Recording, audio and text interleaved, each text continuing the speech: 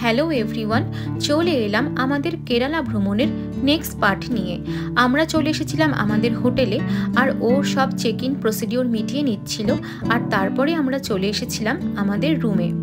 আর আমরা কিন্তু ডিলাক্স রুমই নিয়েছিলাম। আর এখানে আশেপাশে প্রচুর হোটেল রয়েছে, তাই যার যেমন বাজেট সেই অনুযায়ী সবাই কিন্তু হোটেল নিয়ে নিতে পারবে। আমাদের ফার্স্ট রিকোয়ারমেন্ট থাকে হোটেলের ওয়াশরুম, আর আমাদের এই ওয়াশরুমটা কিন্তু যথেষ্ট স্পেশিয়াস আর নিট অ্যান্ড ক্লিনও ছিল। আর তারপরে এই যে আমরা কিন্তু ফ্রেশ হয়ে নিয়েছিলাম, দুজনেই তারপরে রেডি হয়ে নিয়েছিলাম একটু বেরোবো। তাই বেরিয়েই তো খিদে পেয়ে গিয়েছিল, তাই আমরা চলে এসেছিলাম পাশেই এই স্ন্যাক্সের দোকানে।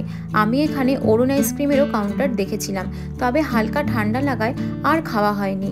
আমরা এখানে কেরালার ট্রেডিশনাল সুইট কিন্নাত থাপাম খেয়েছিলাম, যেটা কিন্তু রাইস ওয়াটার আর কোকোনাট দিয়ে তৈরি করা হয়। আর এটা ছিল সুইট ব্রেড, আর তারপরে ছিল পাফ। সব কিছুই আমরা অল্প অল্প ট্রাই করেছিলাম, আর খেতে কিন্তু বেশ ভালো ছিল। আর তারপর চলে এসেছিলাম আমরা টাউন হলে, আর এটাই এখানকার মেট্রো স্টেশন। তারপর তো টিকিট কেটে আমরা চলে যাচ্ছিলাম আমাদের স্টেশনে, যেখানে ট্রেন আসবে। রাতের আলো ঝকমকে শহর এখান থেকে কি অপূর্বই দেখাচ্ছে, তাই না?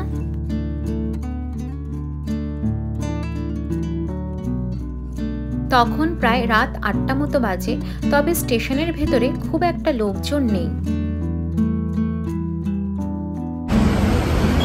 আমরা কোথায় যাচ্ছি? লুলু মল, এখানকার একটা ফেমাস মল।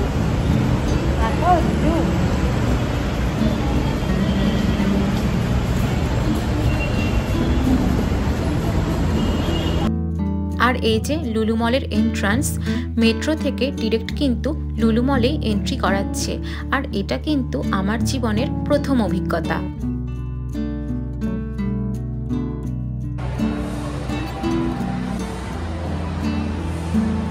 দেখে হয়তো বুঝতেই পারছো মলটা ঠিক কতটা বড়। আমাদের তো পুরো গোলকধাঁধার মতোই মনে হচ্ছিল।